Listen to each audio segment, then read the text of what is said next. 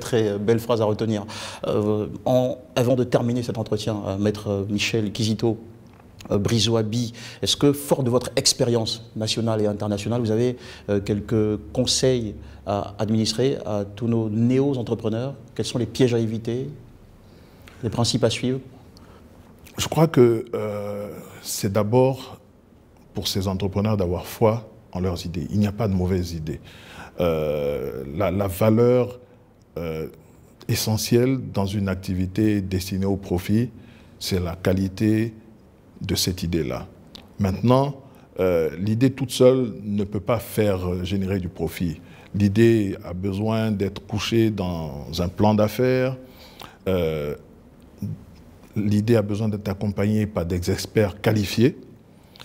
Et surtout, encore et surtout, je dirais que la conduite d'une activité nécessite à chaque fois la prudence, même quand on est animé de la plus grande ambition. Et la prudence passe par une équipe, j'ai failli dire une dream team de spécialistes qui peuvent vous dire, droit dans les yeux, que vous vous trompez. Alors donc, important de savoir s'entourer. Absolument. D'accord. On a abordé les pièges à éviter?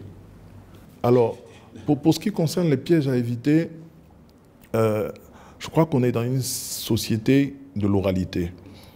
Malheureusement, on rencontre beaucoup d'entrepreneurs qui vous disent on était tombé d'accord sur un certain nombre de principes, et je crois que l'attitude la meilleure est de toujours documenter et de manière rigoureusement suffisante la qualité de sa documentation dans tout ce qu'on fait.